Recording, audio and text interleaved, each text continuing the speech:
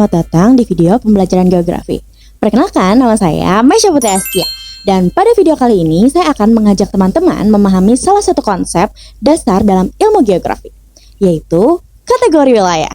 Nah, melalui video ini, kita akan belajar bagaimana para ahli geografi mengelompokkan suatu wilayah, mengapa suatu daerah bisa disebut sebagai satu wilayah, dan apa perbedaan wilayah formal, wilayah fungsional, serta wilayah vernakular. Jadi, simak videonya sampai selesai memahaminya. Apa sih itu wilayah? Sebelum kita membahas kategorinya, kita harus memahami terlebih dahulu apa yang dimaksud dengan wilayah. Kalau saya bertanya, apakah Indonesia adalah wilayah? Tentu ya. Apakah Pulau Jawa juga wilayah? Iya. Lalu, mengapa semuanya bisa disebut wilayah? Dalam ilmu geografi, wilayah adalah bagian dari permukaan bumi yang memiliki karakteristik tertentu sehingga dapat dibedakan dari wilayah lainnya. Karakteristik tersebut bisa berupa kondisi alam, aktivitas manusia, budaya, bahkan cara masyarakat memandang suatu tempat. Karena karakteristik setiap daerah berbeda-beda, para ahli geografi kemudian mengelompokkan wilayah ke dalam beberapa kategori. Nah, ini yang akan kita bahas. Kategori pertama adalah wilayah formal. Bayangin, kalian memiliki sebuah peta kosong di Indonesia. Kemudian, kalian diminta memberi warna pada semua daerah yang memiliki karakteristik yang sama. Misalnya, seluruh daerah beriklim tropis, diberi warna hijau. Seluruh daerah pegunungan diberi warna. Seluruh daerah pertanian padi diberi warna kuning. Nah, hasil pengelompokan seperti itulah yang disebut wilayah formal. Wilayah formal merupakan wilayah yang terbentuk karena adanya kesamaan karakteristik, baik karakteristik fisik maupun karakteristik sosial. Kata kunci yang harus kalian ingat adalah homogen. Artinya, memiliki kesamaan. Kesamaan tersebut dapat berupa kondisi fisik, seperti iklim, bentuk lahan, vegetasi, atau berupa kondisi sosial, seperti bahasa, mata pencaharian, serta budaya. Kategori kedua adalah wilayah fungsional. Berbeda dengan wilayah formal, wilayah fungsional tidak dibentuk karena kesamaan karakteristik.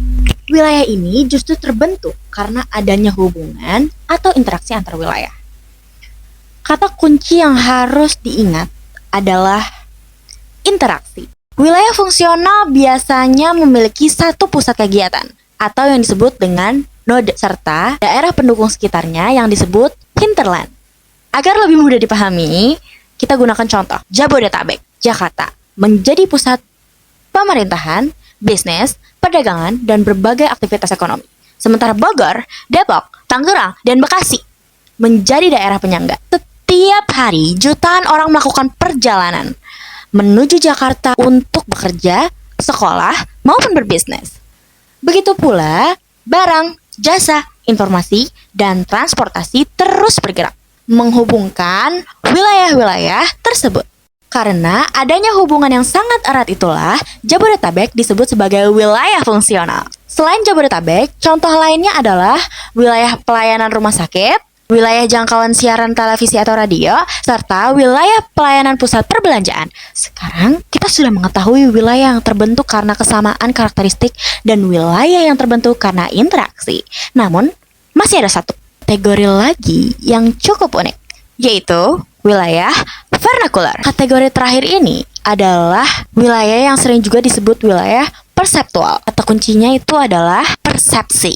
Wilayah ini terbentuk berdasarkan pandangan, persepsi, atau identitas yang diberikan masyarakat terhadap suatu tempat. Artinya, batas wilayah tersebut tidak ditetapkan secara resmi oleh pemerintah, tetapi hidup dalam pemahaman masyarakat. Sebagai contoh, ketika seseorang berkata, "Aku mau liburan ke puncak," sebagian besar masyarakat Indonesia langsung memahami daerah yang dimaksud.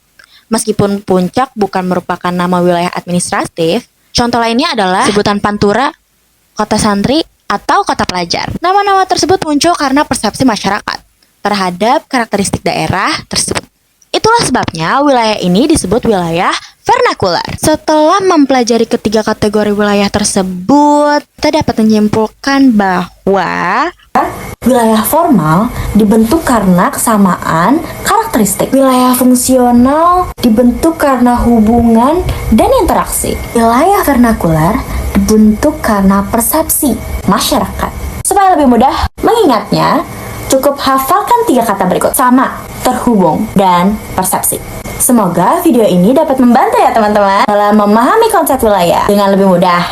Dan tidak hanya menghafalnya, tetapi juga memahami penerapannya dalam kehidupan sehari-hari. Terima kasih sudah menonton. Saya Masya Putri Askia, pamit undur diri. Terima kasih.